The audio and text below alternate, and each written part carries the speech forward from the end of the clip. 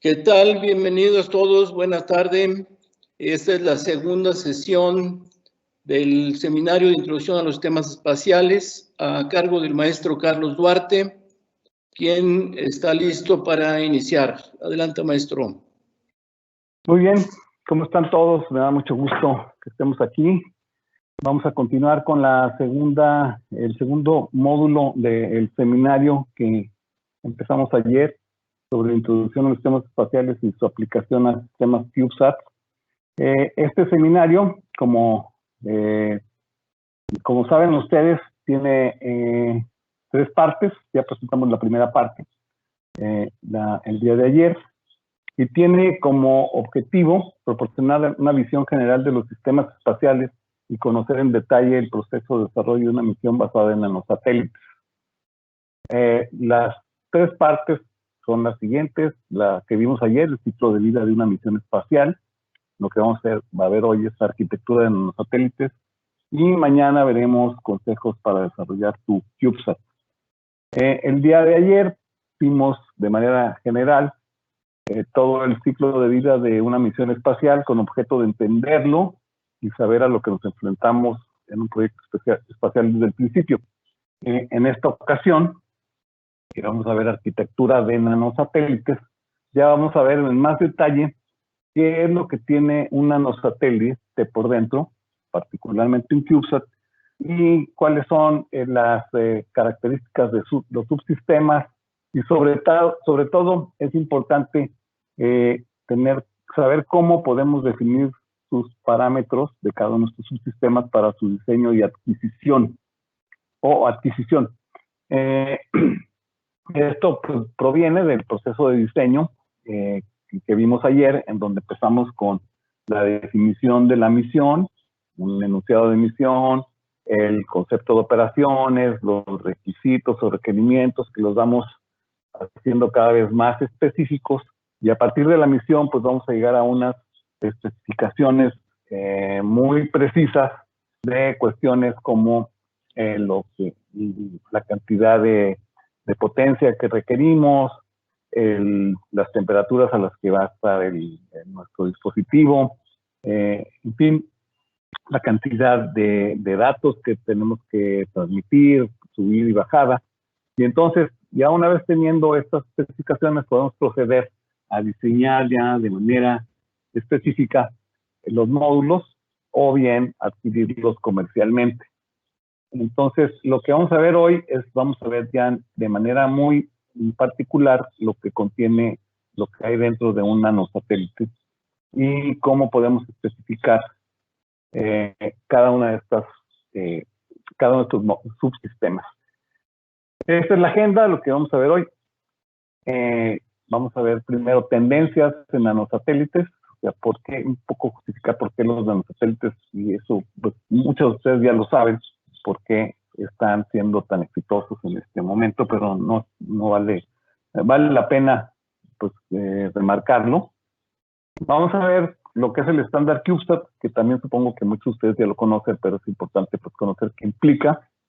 Después vamos a ver los subsistemas típicos de un nanosatélite para terminar viendo la adquisición de subsistemas CubeSat o el diseño en su caso.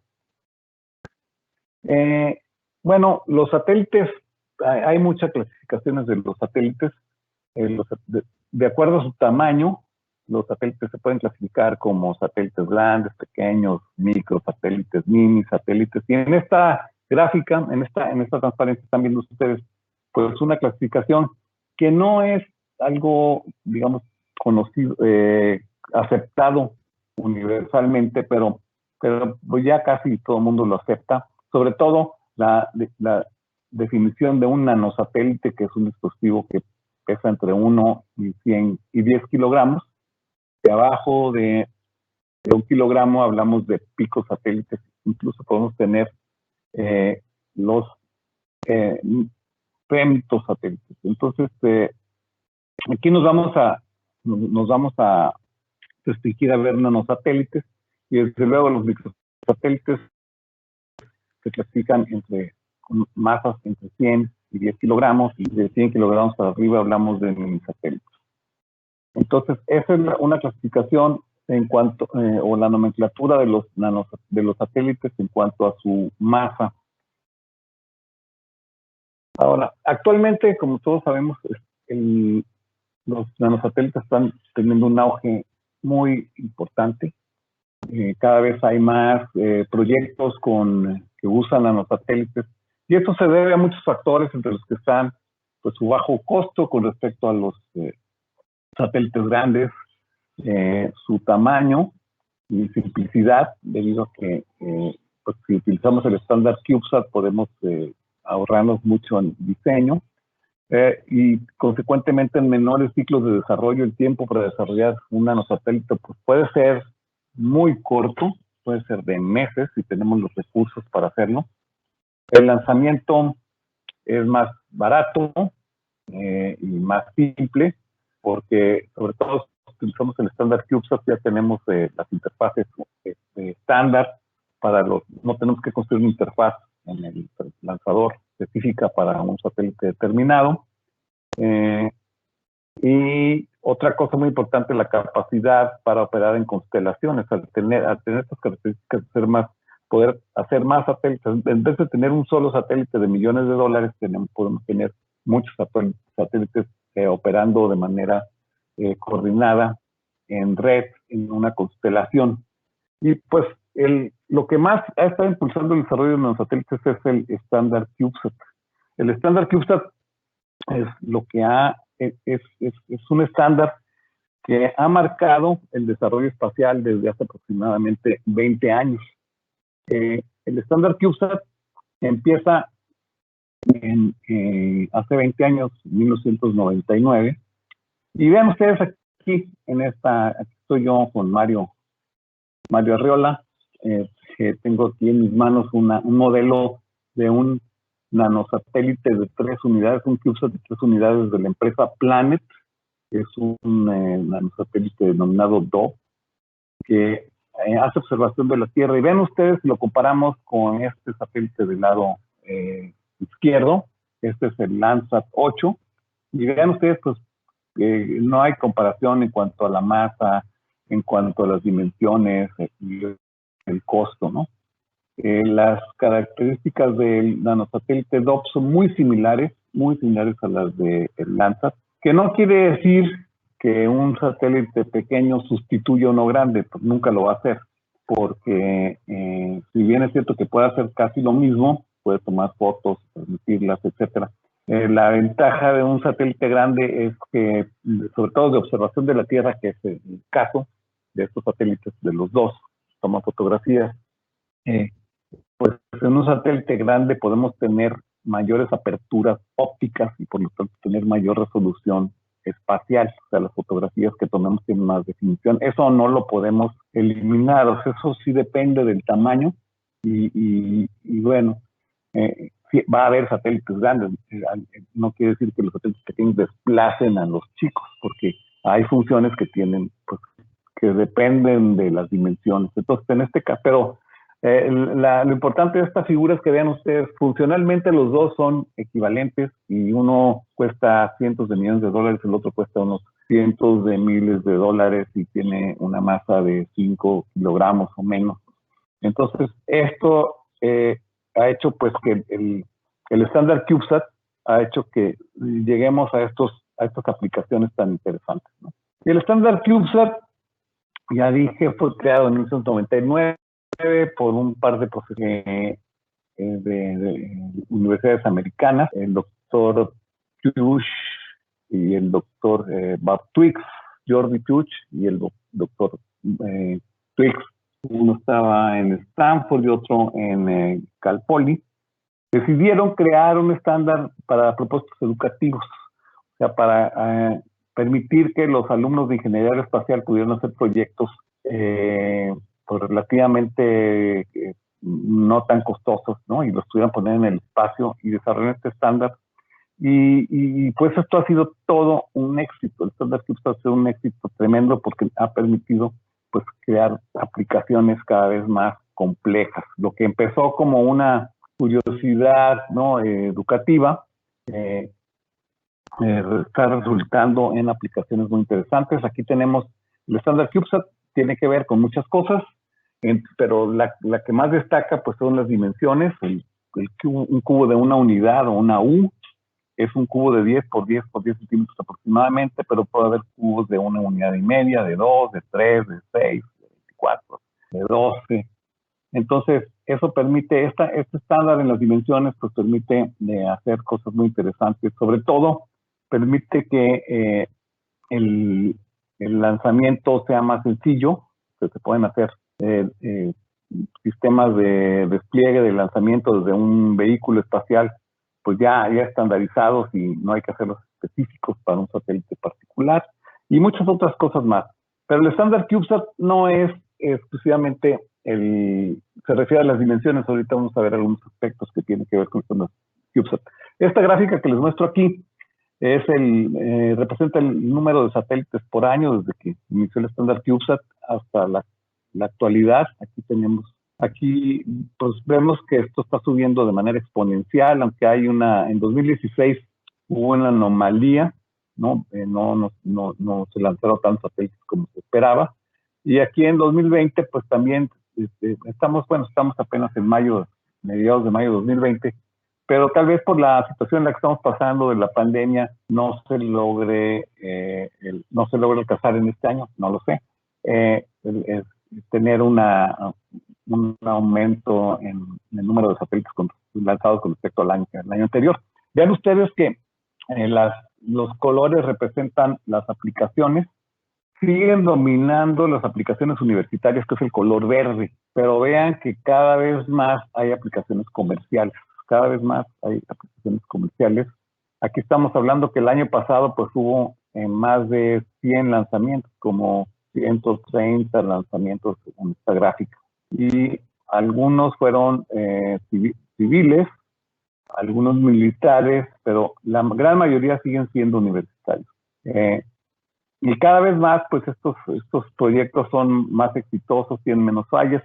El estándar CubeSat tiene, pues, hay una estadística donde en los proyectos universitarios hay una tasa de falla como del 40% en los proyectos universitarios. Después vamos a hablar de esto, pero tal vez mañana cuando hablemos sobre los consejos, ¿no? Cómo evitar el tener estos problemas, ¿no? Y hacer los proyectos más confiables. El estándar CubeSat tiene que ver con muchas cosas, no nada más con las dimensiones. Voy a detallarlo porque cualquiera de ustedes puede el estándar es un documento gratuito que pueden ustedes obtener. Aquí está la liga para una de las versiones, pero si googlean ustedes estándar CubeSat van a llegar a una página donde pueden bajar la última revisión del estándar CubeSat, y entonces si van a hacer un desarrollo utilizando CubeSat, pues es muy importante que conozcan el estándar en detalle.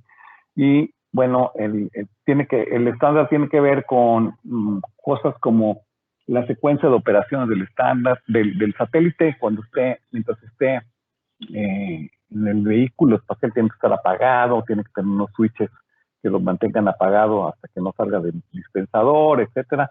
Los requerimientos mecánicos, pues obviamente son obvios, las dimensiones, etcétera, el material. Los requerimientos eléctricos, lo mismo, cuando se prende, cuando se apaga, los requerimientos de operación, los requerimientos de pruebas y otros más. Obviamente no hay tiempo aquí como para ver esto en detalle, pero bueno, ustedes, si les interesa, pueden ustedes descargar el documento y lo pueden revisar ya en detalle.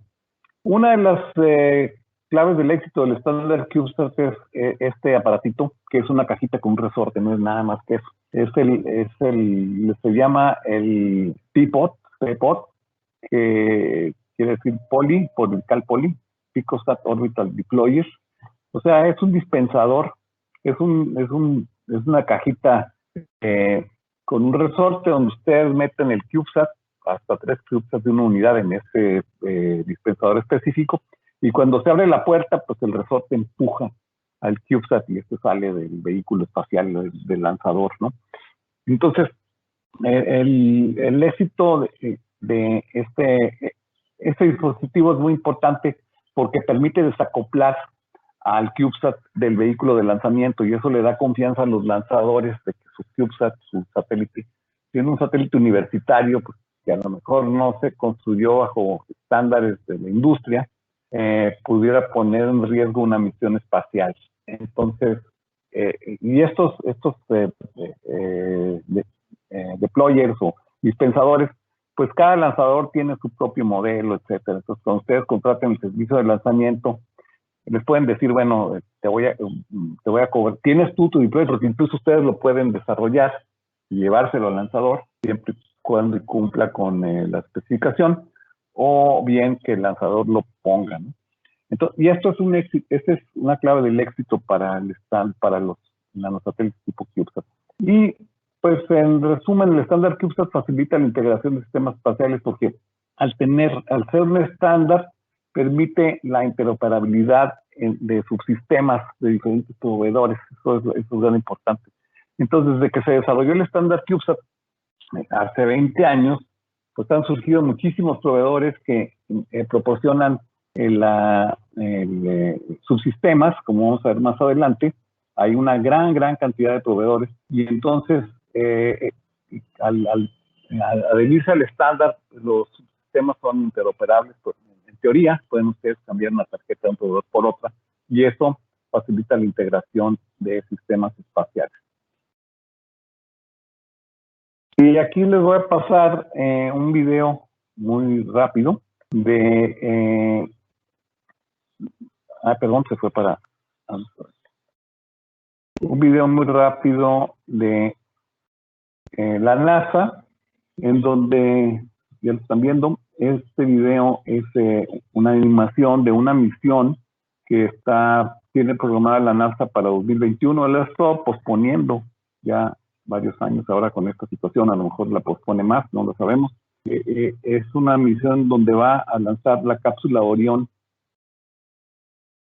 una misión de prueba. Y en esa misión de prueba que va a la Luna, van a ir 13 CubeSats de 6 unidades que una vez que estén en la órbita lunar se van a ir a diferentes partes del sistema solar a hacer investigaciones. Es algo pues impresionante. Los CubeSats no solamente se han utilizado en órbitas terrestres bajas, ya en el año pasado, en la misión o el antepasado más bien, que fue la misión que fue a Marte a dejar un instrumento. Fueron junto con este instrumento un par de CubeSats llamados Marco, que iban como vigilando al instrumento. Es un instrumento para aplicaciones geofísicas, y fueron todo el tiempo vigilando al instrumento como apoyo, y ya una vez que pasaron la Luna, pues se fueron y pues andan en alguna parte del sistema solar ahora. Entonces vean en esta animación cómo este dispositivo tiene 13 dispensadores que está enviando CubeSat, me parece que son de 6 unidades, bastante grandes, y los está enviando pues a diferentes órbitas para hacer investigaciones en muchos tipos en el sistema solar. Entonces, esto les da una idea de que CubeSat ya dejó de ser un juguete y que pues está utilizando en aplicaciones de investigación científica. Y la NASA está muy seria en relación al uso de CubeSat en sus misiones. Entonces vamos a ver CubeSat cada vez más en misiones espaciales de todo tipo. Y bueno, aquí en esta lámina les presento, es una fotografía de ingenieros y fundadores de la empresa Planet, que es una empresa que ya está utilizando los CubeSats de manera para aplicaciones comerciales. Planet es una empresa que tiene una constelación de 150 satélites o más que orbitan la Tierra diariamente en varias ópticas heliosíncronas para hacer observación de la Tierra, y a través de esta plataforma, esta constelación, Planet puede sacar una fotografía de la Tierra al día, de la Tierra sólida al día. Esto es una disrupción en en el uso de los satélites para observación de la Tierra, porque típicamente los satélites de observación de la Tierra, como vimos ayer los que estuvieron en la plática de ayer, que vimos un videíto de los satélites de observación de la NASA, pues vimos que los satélites son órbita baja y están tomando fotografías en una región muy, muy delgada de su trayectoria. Y entonces, y además estas fotografías las toman por encargo, van programados para tomar la foto en algún lado, no están tomando fotos todo el tiempo. En el caso de Planet, esos satélites de la plataforma Planet están tomando fotos todo el tiempo, de tal manera que tienen una fotografía completa de la Tierra al día. Y esto es algo pues que no había pasado antes y pues permite hacer muchísimas cosas. Y esto lo hicieron estos amigos de Planet. El director de Planet se llama, es esta persona que está aquí. Es un investigador egresado, se llama Will Marshall, egresado del centro Ames de la NASA, y es cofundador con otra persona, otro investigador, y ellos hicieron una cosa que se llamó el PhoneSat, mandaron un teléfono celular así a orbitar, y ahí decidieron hacer su empresa. Hace unos 8 años empezaron la empresa y ya tienen funcionando su constelación de satélites de hace más de 3 años, que ya están obteniendo estos resultados. Y aquí les voy a pasar otro video para que vean ustedes. Es una animación también de la constelación de Planet, para que vean ustedes cómo los satélites se despliegan y cómo empiezan. Este es el satélite de Planet, se llama Dove o Paloma, es un satélite de 3 unidades que tiene celdas solares desplegables, como están viendo aquí.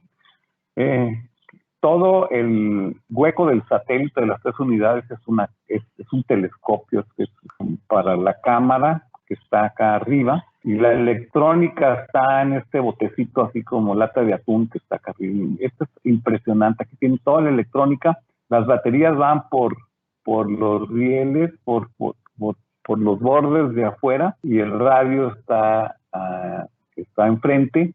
Es algo impresionante, una obra impresionante de ingeniería que en un tamaño tan pequeño, con tan poca masa, hayan logrado tener un satélite de observación de la Tierra con estas características. El hueco es un telescopio Cassegrain, el telescopio y una cámara de CMOS y toda la electrónica. Y bueno, una de las ventajas de los nanosatélites y lo que está haciendo Planet ahora es que ya llevan no sé cuántas versiones de su primer satélite, porque cada vez que lanzan una parte de la constelación, uno de los satélites, digamos, si lanzan 20 satélites, uno de ellos va a llevar una nueva versión de algo, y entonces de esa manera pueden probar nuevos sistemas muy rápidamente, porque si el sistema que están probando no funciona, pues no ponen en riesgo la misión, porque es 1 en 20 el que no funcionó. Y si funciona, pues ya pueden seguir, en las siguientes versiones pueden seguir iterando y mejorando su plataforma. Algo que no podía pasar anteriormente. Anteriormente con los satélites grandes pues se pasaban varios años, 4 o 5 años para diseñar un solo satélite. Y por eso los diseños de los satélites grandes son muy conservadores, porque no se pueden dar el lujo de probar cosas nuevas. Y con los CubeSats, los ciclos de diseño se vuelven muy ágiles. Entonces, es otra ventaja el utilizar nanosatélites. Bueno, entonces, ahora sí vamos a ver la arquitectura de los nanosatélites. Esto lo vimos ayer de manera muy, muy general. Vimos que el segmento espacial se conforma de 2 cosas: la plataforma o bus y la carga útil. El bus pues es algo que le da servicio a la plataforma, y la carga útil es lo que define la misión. Eso es específico de la misión. Y la plataforma pues puede contener muchos subsistemas, por ejemplo, la estructura, la energía, el control de orientación, control térmico, administración de datos, telemetría, comunicaciones y propulsión si es que se requiere. y algunos otros más. Estos son, digamos que son como subsistemas típicos de una plataforma. Y todo esto pues puede ser estándar, pueden ustedes conseguir ya una plataforma a la medida de los requerimientos de la carga útil y no tienen, y con eso evitan pues tener que estar diseñando todo el sistema. Y sobre todo, más que otra cosa, porque a los ingenieros nos gusta diseñar, sobre todo lo que eliminan es el riesgo, o bajan el riesgo, porque al utilizar ya componentes probados para vuelo, en fin. Y vamos a ver ahorita de manera muy rápida en qué consisten estos subsistemas. Ya ayer vimos de manera muy general, ahorita vamos a ver de manera muy rápida. Y empecemos con el subsistema de potencia.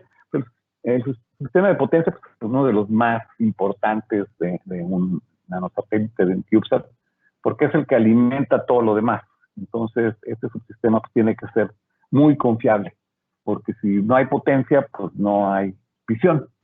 Y este subsistema pues, generalmente consta de dispositivos que proporcionan energía, baterías, ¿no? O celdas de combustible, o generadores nucleares, termoeléctricos, en fin. Pero típicamente son paneles solares y baterías en los CubeSats, ¿no? Pero esto no quiere decir que no utilicemos otras fuentes de energía y otras capacidades de almacenamiento. Entonces, el subsistema de potencia es de los más importantes y es un sistema que debe ser extremadamente confiable porque pues, de él depende la misión. Y vamos a pasar al siguiente, que es el sistema de rastreo, telemetría y mando, que a veces este es el mismo que el de comunicaciones. Este sistema lo que hace es un sistema de comunicaciones, pero que está especializado únicamente en utilizarse para determinar la posición del nanosatélite y el estado del satélite, o sea, el estado de salud. Este subsistema envía pues, las mediciones de sensores y el estado de la computadora, etcétera, etcétera, y también permite recibir mandos o comandos, órdenes de tierra para cambiar el estado de la nave, prenderla, apagarla selectivamente, descargar software, etcétera. Entonces, este es un sistema que a veces es el mismo que de comunicaciones. Yo los distingo porque puede haber un sistema de comunicaciones específico para bajar los datos. ¿Por qué? ¿Por qué es esto? Porque en el sistema de rastreo, telemetría y mando, la tasa de datos que se requiere típicamente para los CubeSats es pequeña, porque generalmente lo que queremos es pues, leer un sensor y no lo estamos leyendo en todo momento, o prender o apagar una cosa, algún subsistema. Entonces, la tasa de transmisión de datos es relativamente baja, y por otro lado, podríamos tener un sistema de comunicaciones para bajar los datos y entonces por eso esta distinción. Pero en algunos casos es el mismo, el sistema de comunicaciones es lo mismo que telemetría, rastreo y mando. Los dos son sistemas de comunicaciones. La distinción está en que el sistema de rastreo, telemetría y mando es generalmente en misiones CubeSat utiliza tasas muy bajas de transmisión de datos, pero si requerimos algo más, pues entonces tenemos que poner tal vez otro sistema de comunicaciones especializado en bajar los datos o subir datos. Y aquí está el sistema de comunicaciones, pues es lo mismo, es un sistema de comunicaciones que utiliza señales de radio, pero en este caso puede estar especializado para comunicarse, bajar datos a estaciones terrenas o recibir o subir datos también, pero generalmente sirve para bajar los datos de la misión. Y si los datos de la misión son imágenes, por ejemplo, imágenes de muy alta resolución, pues se va a requerir un sistema con una alta tasa de transmisión de datos para hacerlo rápidamente. Entonces, es por eso la distinción. El sistema de procesamiento de administración de datos, también conocido como la computadora de a bordo o computadora de vuelo, pues es lo que es una computadora, es el cerebro del sistema, sirve para controlar, configurar la nave, pues consta de lo que tiene una computadora, procesadores, controladores, memoria, RAM, ROM, almacenamiento y sobre todo software. Y las computadoras de vuelo de los satélites pues deben tener características muy especiales. Uno de ellos es bajo consumo de energía, porque la energía es una limitación enorme en todos los sistemas satelitales. Bajo volumen, masa, y también resistencia a la radiación, porque en ciertas órbitas el satélite puede estar sujeto a radiaciones que pueden dañar los componentes electrónicos, entonces perjudicar las memorias. Y entonces hay computadoras de vuelo que están hechas con componentes endurecidos para radiación. Entonces, esa es una de las características que puede tener una computadora de vuelo espacial. Pero sobre todo la característica más importante de una computadora de vuelo espacial es su confiabilidad. No podemos tolerar que falle, porque no podemos ir a resetearla. Pues si la computadora se atora, como a veces sucede con nuestras computadoras personales, pues simplemente le damos reset y se acabó el asunto.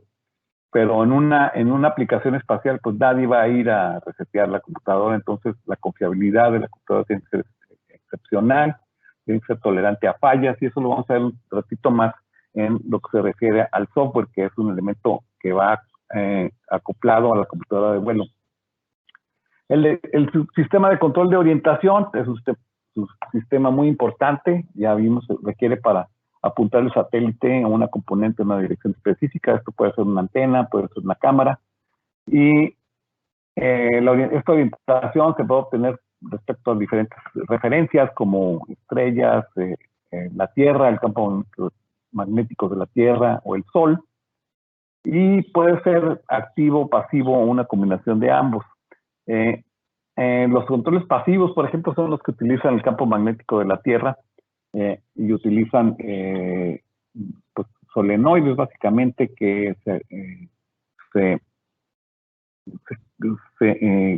o magnetotorques también, llamados magnetotorques, que son interaccionan con el campo magnético de la Tierra y hacen que el satélite se oriente en una orientación determinada. La orientación, podemos tener sistemas en varios ejes, ¿no? Eso también lo vamos a ver más adelante. Y los sistemas activos pues, utilizan otras cosas, utilizan otros actuadores, ¿no? Ruedas inerciales, en fin, giróscopos como sensores, etcétera. Entonces, aquí puede haber una gran variedad de sistemas de orientación. Y bueno, ¿cómo funcionan estos sistemas? Pues generalmente como un sistema de control con retroalimentación negativa, que esto pues, los ingenieros de diagrama lo conocen muy bien, ¿no? Tenemos un sensor que detecta la orientación actual del sistema, y tenemos una referencia a donde queremos apuntar, tenemos un sistema que las compara, y entonces el error o la diferencia entre lo deseado y lo que medimos envía a un sistema que corrige la orientación. Este es un concepto pues, muy conocido por todos los ingenieros. Y aquí, pues de manera gráfica, lo podemos ver un poquito más detallado, ¿no? Y bueno, aquí en esta gráfica estamos viendo los diferentes ángulos que podemos tener. Aquí hay todo un tema, para entender sistemas de orientación, pues hay un tema de matemáticas especiales, de conocer cómo se describen las orientaciones o las rotaciones matemáticamente. Hay algo que se llaman cuaterniones, que es una manera de describir las rotaciones en 3 dimensiones, y pues si vamos a diseñar un sistema de este tipo, o incluso si lo vamos a comprar y utilizarlo, pues tenemos que conocer estos conceptos. El sistema de control térmico, pues mantiene la temperatura del satélite dentro de límites especificados. Ya vimos que pues el satélite está en órbita baja, sobre todo va a tener un ciclo típicamente de 45 minutos de alta temperatura elevada del Sol, y pues su temperatura podría subir hasta 100 grados centígrados.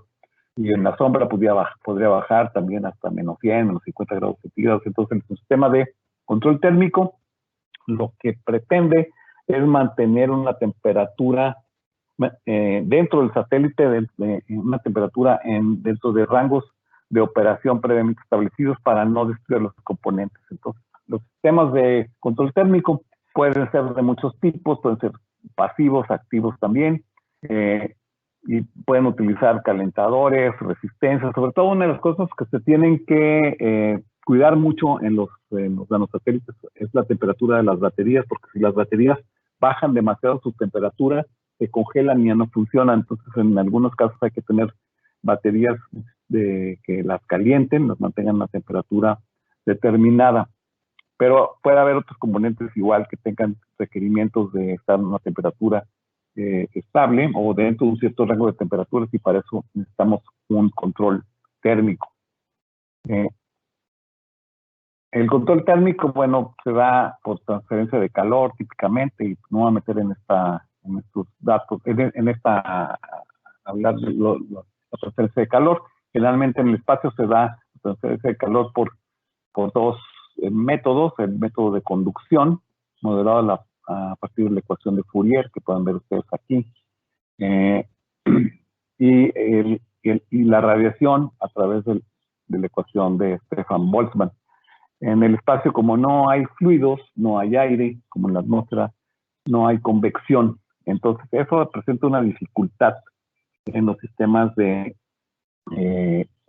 control térmico, el que no haya convección. Entonces, a veces tenemos, en algunos sistemas se pueden forzar fluidos dentro del sistema, algún fluido, algún gas o algún líquido que esté circulando dentro del sistema para transferir calor de una parte a otra.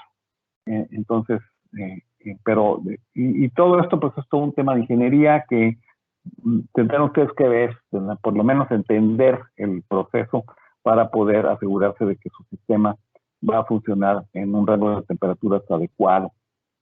El sistema de estructura y configuración, bueno, pues, la estructura ya la conocemos, que es, ¿no? Es una caja, es un cubo, o bien en el caso de una U. Pero podemos tener la necesidad de configurar el satélite. Por ejemplo, ya vieron en el video que vimos de Planet que las celdas solares se desplegaron cuando se soltó el satélite. Porque pues, al tener esta configuración de un cubo, estamos limitados a esta geometría y no podemos, lo que va en la caja, lo que va en el desplegador, pues no puede salirse de los parámetros del estándar CubeSat. Entonces, en el caso de las celdas solares, por ejemplo, o de antenas o de algunos otros dispositivos, requerimos de hacer un despliegue en el espacio. O sea, y entonces tenemos que tener un sistema que despliegue mecánicamente esos dispositivos como celdas solares, o como antenas, o como cualquier otra cosa. Y esto se hace pues, a través de muchos mecanismos como cargas explosivas, cables, resortes, etcétera. Esto es muy importante, esto probarlo en tierra muchas veces antes de poner los satélites en órbita, porque esta es una de las causas de fallas muy frecuentes en las misiones. No desplegó la antena y pues imagínense, no hay señal, no podemos recibir señal. O no desplegaron las celdas solares y pues no vamos a recibir la cantidad de radiación que necesitamos para mantener nuestra misión. El sistema de propulsión, pues, generalmente es un sistema opcional, ¿no? La mayor parte de las misiones CubeSat no llevan propulsiones, y aquí la propulsión, cuando estamos hablando de propulsión, estamos hablando de propulsión en el CubeSat y no es la propulsión del sistema de lanzamiento. El sistema de propulsión en el CubeSat es un sistema que proporciona fuerzas muy pequeñas, empujes muy pequeños del orden de newtons, con el objeto de hacer ajustes a la orientación o hacer maniobras, cambiar la órbita, etcétera.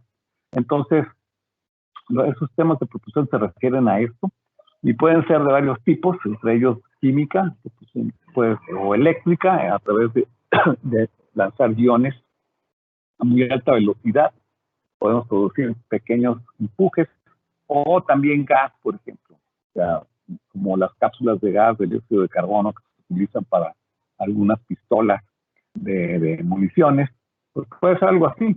Lo que necesitamos es eyectar materia hacia un lado y por la tercera ley de Newton tenemos empuje hacia el otro lado. Y entonces, pero esto no es tan común que un CubeSat tenga un sistema de propulsión. Aquí en México estamos haciendo ahorita un proyecto, la Universidad Panamericana está desarrollando un proyecto que va a llevar un sistema de propulsión, el proyecto Colibrí.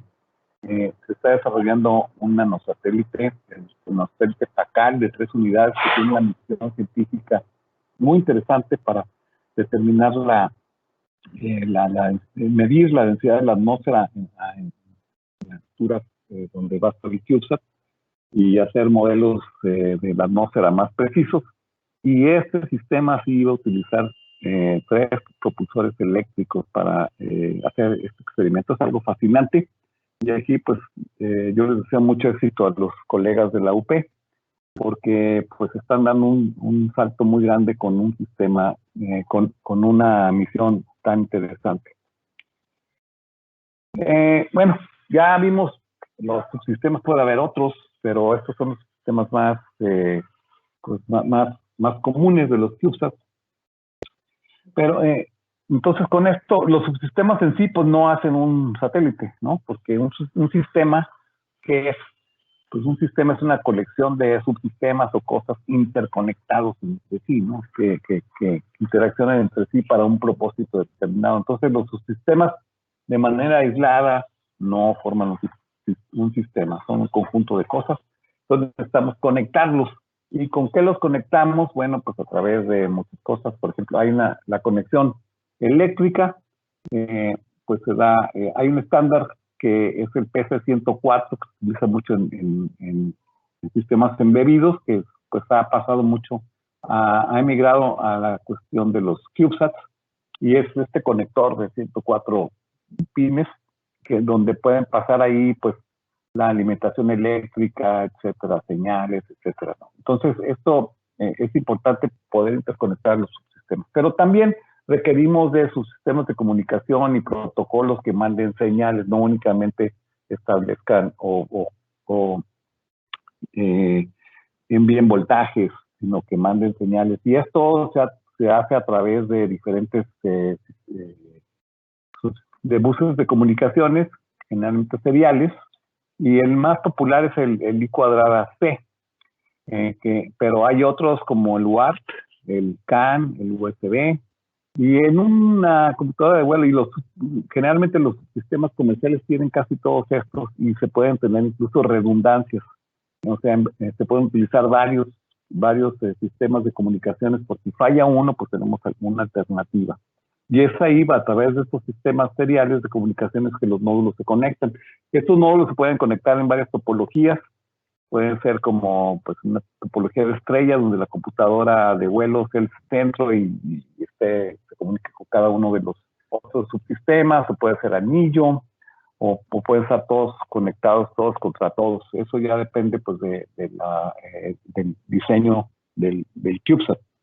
Pero también hay la opción de comunicaciones inalámbricas, que pueden utilizar de Bluetooth o Wi-Fi o cualquier otra cosa, porque eso tiene la ventaja pues de que no tenemos, puede ser más confiable la comunicación inalámbrica que la alámbrica, ¿no? Pero es algo que se puede considerar, y hay proyectos que utilizan comunicación inalámbrica. Pasemos al software. El software es algo súper importante, es como que lo más importante de un sistema, y muchas veces lo más complicado. A veces los que hacemos estos proyectos no tomamos en cuenta seriamente lo que es el software, la importancia que tiene el software en el desarrollo espacial, el desarrollo de un proyecto CubeSat, y entonces lo dejamos al final. Y no, el software es algo que tiene que hacer desde el principio, y es algo, pues es el pegamento que une a todos los sistemas, y se debe de desarrollar con mucha consideración. La otra cosa es que el software también lleva su propio proceso de diseño, validación, verificación. O sea, a la par, si digamos toda la ambición, el software tiene que llevarse de una manera muy, muy específica. El software debe ser robusto para recuperarse por sí solo en caso de contingencia. ¿Por qué? Porque imagínense que la batería se baja a un cierto nivel, entonces esto puede, pues una vez que se baje puede dar al traste con la misión, y el software debe de ser capaz de recuperarse de estas contingencias o de estas emergencias. Y pues para eso utiliza, por ejemplo, watchdog timers, o sea, que son temporizadores que resetean el software, la computadora de vuelo periódicamente para asegurarse que siempre está funcionando. La misma tarjeta de potencia lleva su propia computadora y está detectando el nivel de voltaje de las baterías para avisar en caso de que estas bajen a modos críticos, avisar a la computadora de vuelo de que pues, tiene que cambiar de modo. Y entonces los sistemas CubeSats normalmente trabajan en varios modos, a través de modo normal, pero pueden usar modo seguro o pueden apagarse incluso, ¿no? En caso de que haya alguna contingencia que cause problemas. Y como el software se desarrolla a partir de plataformas estándar, no se desarrolla desde cero todo, hay sistemas operativos, los proveedores de los computadores de vuelo ya no usan como las plataformas. Un sistema operativo muy utilizado en los CubeSats es el RTOS, FreeRTOS, que es un sistema Real Time Operating System, y también hay protocolos como el CubeSat Space Protocol que empezó a desarrollar la empresa GomSpace y que ya se está utilizando de manera muy generalizada. Y entonces se trabaja en capas el software, y además de capas jerárquicas y en módulos, pues, con objeto de hacerlo más manejable. Entonces, ese es un tema. El tema del software es súper importante y tiene que ponérsele mucha atención desde el principio. Y ya vamos a pasar a la parte final de este webinario. Vamos a hablar de la adquisición de subsistemas. Y para adquirir los subsistemas o diseñarlos, también si queremos diseñarlos, no estamos obligados a adquirirlos, pues primero tenemos que especificarlos.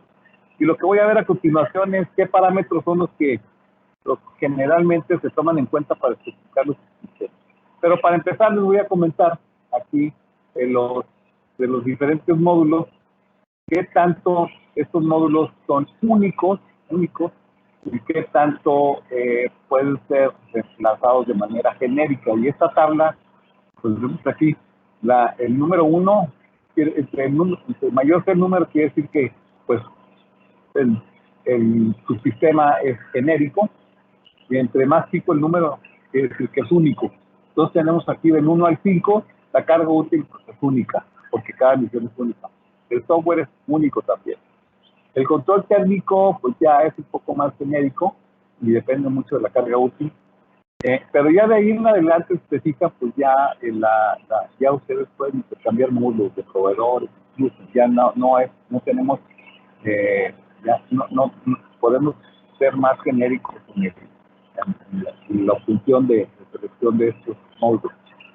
Y de manera que, por ejemplo, la estación terrena es la que pues, no tenemos ahí por qué utilizar una marca en particular, sería como que la que tendría menos restricciones en cuanto a ser única. ¿Cómo dimensionamos los subsistemas? Bueno, rápidamente vamos a ver qué características requerimos ver, ¿no? Para dimensionar el sistema. Pues, y empezaré con el de comunicaciones. Y aquí pues, el dimensionamiento del sistema de comunicaciones se basa en la tasa de transmisión de datos, frecuencia de transmisión, la potencia de transmisión disponible, la órbita incluso, porque todo eso va a definir pues, la potencia que requerimos generar para poder transmitir nuestros datos. Entonces, y esto, pues obviamente vamos a llegar una vez que especifiquemos la misión y llegaremos después de generar requisitos de lo general a lo particular, pues vamos a regresar, vamos a llegar a que el sistema de comunicaciones tiene que tener estas características. Ahora, este es un proceso iterativo, porque pues a veces generalmente vamos a llegar a inconsistencias o a conflictos, ¿no? De que pues mi sistema de comunicaciones requiere tanta potencia, pero las baterías que tengo no pueden dar tanta potencia porque tendría entonces que hacer más grande el CubeSat para pasarlo de una unidad a 2 unidades. Entonces ahí yo tengo que tomar decisiones, el ingeniero de sistemas tendrá que tomar la decisión de decir, pues vamos a bajar la tasa de transmisión para bajar el consumo de potencia, o vamos a hacer un CubeSat de 2 unidades en vez de uno de una, etcétera, etcétera. Entonces este proceso de diseño es un proceso iterativo y que pues que lo vamos afinando hasta que los subsistemas converjan y todos estemos contentos con las características de cada subsistema. El sistema de potencia de energía pues depende básicamente de las necesidades de potencia de la carga útil. Aquí vemos un sistema de energía, ven ustedes baterías aquí, y tiene también electrónica. Y también, pues depende de lo que requiera la carga útil, los otros subsistemas, porque este subsistema va a alimentar todo lo demás, y las dimensiones del CubeSat. ¿Por qué las dimensiones del CubeSat? Porque las dimensiones del CubeSat van a limitar el volumen para las baterías. Entonces, pues un CubeSat de una unidad va a tener nada más cierta capacidad para almacenar energía, limitada por las baterías que utilicemos. Y también, en cierta forma, las celdas solares, a menos que despleguemos las celdas solares, podríamos tener mayor captación de energía. Entonces, eso es lo que define el dimensionamiento del sistema de energía. El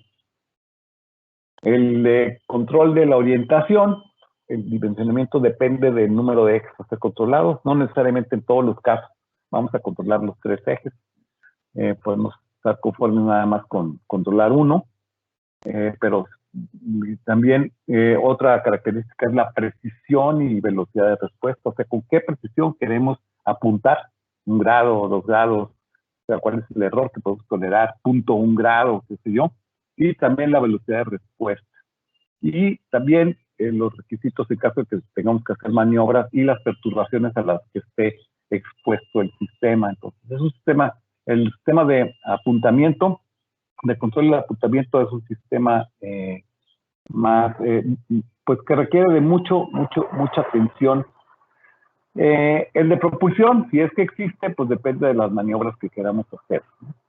El de estructura depende pues del tamaño de todos los sistemas que quieran ser acomodados, las condiciones ambientales de operación, la órbita, condiciones de vibración, impacto, y estructura de montaje del vehículo lanzador. El control térmico también depende pues de las temperaturas de operación, o sea, dónde vamos a estar, nuestra órbita sobre todo, y incluso si el CubeSat estaba orientado o no está orientado, y también de la órbita, si estamos en una órbita muy elongada, o una órbita heliosíncrona, o estamos en una órbita baja, o estamos en una órbita estacionaria, qué sé yo, pues eso va a depender del sistema de control térmico. El sistema de manejo de datos o la computadora de vuelo, el dimensionamiento se basa en el volumen de datos a manejar, velocidad de respuesta, y la cantidad de sensores y actuadores que contempla el CubeSat, entre otras cosas. Y bueno, aquí ya voy a terminar. Aquí les estoy presentando muy rápidamente, no me voy a meter a ver en detalle las soluciones comerciales, nada más les digo que existe una infinidad de proveedores que dan soluciones comerciales a los CubeSat, casi todos son muy buenos, varían mucho los precios. Actualmente estaba habiendo una caída de precios en los CubeSat, hay proveedores muy agresivos que están bajando los precios demasiado y están cambiando las reglas del juego. Entonces, pero podemos mencionar entre otros a Pumpkin, a GomSpace, por ejemplo, ClydeSpace, Sequoia, en fin, hay una cantidad enorme de proveedores y aquí pueden ver otros más. O sea, por proveedores no tienen que preocuparse. Hay mucho de donde escoger.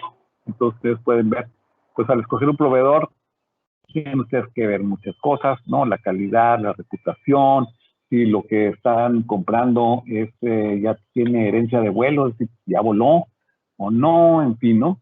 Entonces, toda la cuestión de la adquisición de los sistemas y lo que deciden es adquirir, pues es toda una ciencia. Tienen que, pues, muchos tienen que basarse en experiencias de misiones anteriores, ir con gente que ya ha hecho una misión espacial para que les diga cómo estoy con este proveedor, porque luego los proveedores, pues, a veces son mentirosos. A veces nos dicen que nos dan una especificación y esa no existe. Y pues hay que desconfiar también en este sentido, ¿no? Más proveedores, ¿no? Y ya para concluir, porque ya estamos finalizando, pues diríamos que como conclusiones de este módulo, hemos visto el estándar CubeSat y es un estándar que permite el diseño ágil de sistemas espaciales, precisamente por ser un estándar y por ser adoptado ya por muchos proveedores y por muchas organizaciones comerciales, agencias espaciales. Ya dejó de ser una curiosidad académica. Algunas de las ventajas que tiene el estándar CubeSat es su costo reducido, su rapidez de desarrollo y su capacidad de operar en constelaciones. Eso es súper importante, es algo que es muy difícil tener con sistemas que no sean estándares, porque tendríamos que pues, hacer satélites, diseñar nuestro propio estándar. Por cierto, hace un mes más o menos nos enteramos de que la empresa OneWeb, que estaba haciendo una constelación de satélites para observación de la Tierra, no CubeSat, sino de satélites de 150 kilogramos, quebró, y eso pues qué malo, porque para la industria espacial. Y yo creo que uno de sus errores, y eso yo lo digo personalmente y me responsabilizo por eso, es que no se fueron por el estándar CubeSat, porque pudieron haber utilizado un CubeSat pues, de 12 o de 24 unidades, y igual hubieran sacado el proyecto, pero sacaron su propio diseño. Otra conclusión es que hay muchos proveedores de subsistemas CubeSat y es muy importante saber dimensionar cada subsistema. Entonces eso es algo súper importante. Ya sea que ustedes compren o diseñen su subsistema, tienen que dimensionarlo, y esto viene pues de todo el proceso de diseño. Y finalmente, el software es el elemento más crítico de todo esto, y hay que poner especial atención en su desarrollo, porque esto es algo que a veces en los proyectos universitarios se descuida, se deja como para el final, y el software, vamos a ver mañana que veamos los consejos ya prácticos, que el software es algo que debemos empezar desde el principio, no podemos dejarlo para el final, es algo que se tiene que planear muy cuidadosamente. Y ya con esto termino mi presentación y estoy pues atento si hay preguntas. Ya, por cierto, quiero comentarles, ayer les dije que en esta sesión iba yo a contestar las preguntas de ayer, pero fueron tantas las preguntas que plantearon ayer que no contesté, que realmente es imposible. Me hubiera tomado más de una hora contestar las preguntas, por lo que decidimos hacer aquí en la Agencia Espacial Mexicana es que voy a hacer un video con la respuesta a las preguntas y lo vamos a subir a nuestras redes, a todos los canales que ustedes ya conocen, para que ahí pues esté la respuesta. Sí, lamento mucho no poderlo haber hecho hoy porque no hubiera habido tiempo, nos hubiéramos tenido que usar pues más de 2 horas en este webinario, y la idea es que esto pues cumplamos con la expectativa de ustedes de que sea algo manejable. Entonces estoy listo, si hay preguntas. A ver, aquí tenemos... sí, ya me los envían. Aquí. Ángel de Panamá dice, ¿puede comentarnos un poco sobre el sistema de propulsión con velas solares? Bueno, los sistemas de propulsión con velas solares son sistemas que se han estado desarrollando, son muy interesantes, utilizan el viento solar, o sea, la fuerza de la radiación solar, que es una fuerza muy pequeña y que se han utilizado ya incluso en algunos proyectos de CubeSat. Un proyecto hace como 3 o 4 años que desplegó una vela solar y que hacía que muy grande y que hacía que el CubeSat en las noches brillara, se pudiera ver a simple vista como pues una estrella fugaz, como algo que estaba dando vueltas. Pues básicamente el sistema de propulsión solar utiliza la radiación solar, busca el impacto de los fotones, que a pesar de que no tienen masa, tienen cantidad de movimiento, y entonces pues intercambian cantidad de movimiento con la vela y hacen que ésta se desplace. Y es un sistema que se utiliza, se ha estado especulando que se podría utilizar para hacer sistemas de CubeSat o CubeSats que salieran incluso del sistema solar, que utilizaran la radiación del Sol, porque eso pues va decreciendo con el cuadrado de la distancia, pero siempre va a haber algo y entonces con una vela suficientemente grande se podría tener empuje, aunque fuera decreciente con el tiempo, sostenido, y eso podría hacer que en un sistema alcanzara velocidades muy altas, pero es una especulación. Los componentes, otra pregunta es, ¿hay casos donde los componentes necesitan enfriarse? Pues no estoy tan seguro. Yo supongo que sí, porque desde luego que sí. Si estás en órbitas que le esté pegando el Sol todo el tiempo, en órbitas alrededor del Sol, pues es posible que se necesite enfriar. Y para eso necesites, bueno, incluso en las órbitas bajas, ¿no? Cuando está cuando el satélite está de cara al Sol, pues sí necesita hacerse algo para transferir el calor que emite el Sol y sacarlo por otro lado a través de radiadores. Sí, desde luego que sí se necesitan enfriar. Luis Gómez, ¿qué lenguaje de programación usa el software? Bueno, pues aquí no hay, el lenguaje C es uno de los más socorridos, pero pues puede utilizar cualquier otro lenguaje, dependiendo ya del fabricante. O sea, eso ya es estándar, pero C es uno de los lenguajes que más se utilizan en el desarrollo de software de vuelo. Raúl Santos, ¿existe alguna base de datos de componentes ya probados para usarse en el espacio? Pues no que yo conozca, tal vez sí podría haber, pero yo no la conozco. Hay muchas páginas, muchas páginas sobre los satélites, sobre CubeSat, y tal vez sí hay alguna página, sería cosa de que lo googlearan, porque hay muchas universidades, sobre todo, que se han dedicado a hacer estudios sobre CubeSat, estadísticos, sobre fallas, sobre las misiones que hay, etcétera, etcétera. O sea, hay muchos estudios sobre CubeSat, tal vez sí hay alguien, pero yo no conozco esa página, pero el fabricante les va a decir a ustedes si ya el software ya tiene herencia de vuelo, y si es así, pues que bueno, verifíquenlo, pero no conozco una página. Salim Sigales, ¿qué sistema operativo usan los CubeSat que está disponible para su descarga? Pues el CubeSat utiliza muchos módulos, como ya vimos, pues tenemos varios módulos de software, tenemos y el sistema operativo en tiempo real que más se utiliza es el FreeRTOS, y sí, este es gratuito, se puede descargar, pero hay otros sistemas operativos y protocolos y drivers para los sistemas operativos, entonces ya hay mucho hecho al respecto, pero el que utilizan más es el FreeRTOS.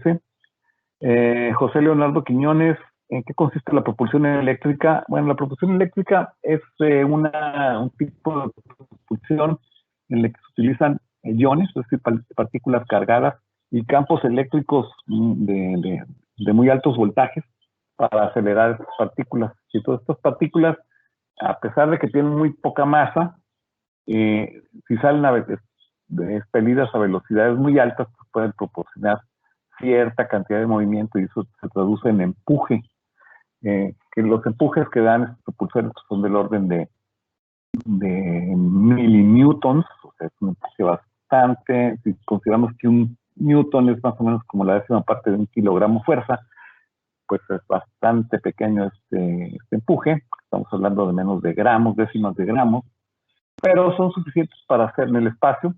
Son suficientes, como no hay fuerzas que se opongan al movimiento de arrastre, son suficientes para hacer correcciones de las órbitas.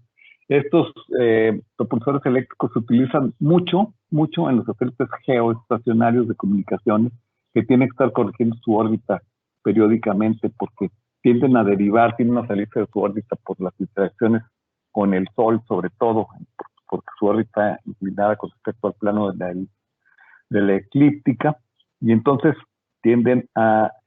son jalados más en una dirección que en otra, y tienden a salirse de su órbita, y entonces si se sale un satélite geoestacionario de su órbita, pues ya las antenas no van a tener que cambiar su posición, su orientación, y pues se trata de satélites geoestacionarios siempre estén en la misma posición, que son por ejemplo las antenas de Dish y de Sky.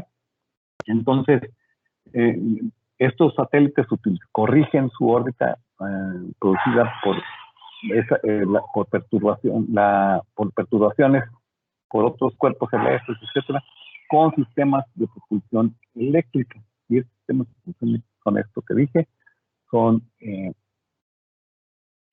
partículas cargadas que son aceleradas a altas velocidades, 10.000 kilómetros por segundo, cosas así, y eso produce empujes. Estas partículas generalmente se utilizan gases nobles. Uno de los gases que más se utiliza es el xenón, que es un gas noble, y bueno, no voy a ampliar más porque sería objeto de otra plática, pero en esto consiste la propulsión eléctrica. Los campos eléctricos pues, se producen a través de conversión de voltaje de las baterías y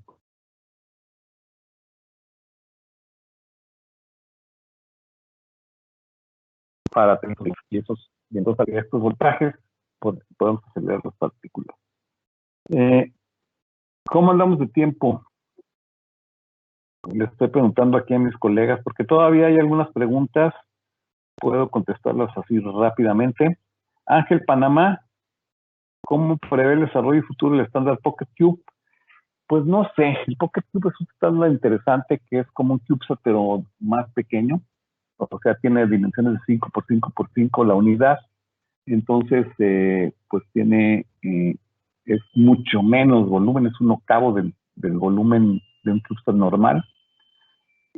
No estoy tan seguro que puede ser que tenga aplicaciones interesantes, pero para mi gusto, y me puedo equivocar, es muy pequeño para hacer algo interesante, pero tal vez hay aplicaciones educativas donde sí sean un nicho para esto. Es lo que puedo decir del Pocket Cube. ¿Cómo es la estructura de software para los CubeSat? Pues no... esta pregunta la hace José Leonardo Quiñón, se me hace muy general. Ya lo dije, no, para contestarla necesitaría como tener como más especificidad.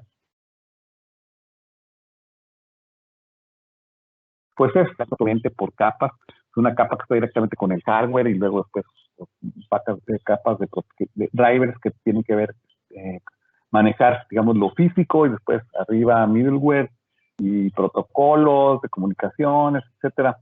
Pues es una estructura jerárquica y modular, ¿no? Para permitir su diseño y su mantenimiento. Isabel Arriaga, ¿considera usted que en el país tienen condiciones necesarias para el desarrollo de sistemas de estándares? Desde luego, ya lo podemos demostrar con el ASTECSAT. Hay muchas universidades que están desarrollando sistemas CubeSat.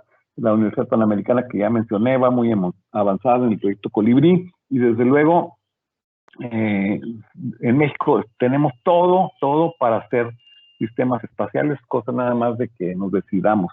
Pero sí, el potencial está ahí, hay excelente capital humano, hay instalaciones de pruebas, en fin, en varias universidades, hay temas de desarrollo de software para apoyar en el diseño, entonces tenemos todo para hacerlo. Es cosa de que alguien se decida y empiece a hacer un proyecto. Anónimo, en el ámbito de personal humano, ¿cuáles son las carreras posgrados que se debe buscar para el desarrollo de estas nuevas tecnologías en México? Pues esto, esta pregunta es muy amplia también. Yo pienso que casi cualquier ingeniero puede participar. En las TECSAT participan ingenieros mecatrónicos, de telemática, ingenieros aeroespaciales, mecánicos, industriales. Yo creo que caben casi todos los ingenieros, los que he dicho, en estructuras, etcétera. Desde luego el ingeniero aeroespacial, pues, que tiene como el conocimiento más general, pero tiene que estar apoyado por ingenieros de otro tipo. Protocolo de comunicación para la comunicación tierra-satélite-tierra. Pues esto ya depende de la aplicación, o sea, hay muchos protocolos, aquí no podría ser como específico. El X25 se utiliza mucho para aplicaciones de CubeSat de baja velocidad, ¿no? Pero ahí en cuestión de protocolos depende mucho de la aplicación y de la tasa de datos, etc. Y es que me da pena, pero ya hay otras 3 preguntas que yo pienso que vamos a para aquí. Le voy a pedir a Mario y pues una disculpa a los que faltan de contestar. Les voy a hacer el video para contestar todas sus preguntas. Y bueno, nos vemos mañana. Mañana va a estar muy interesante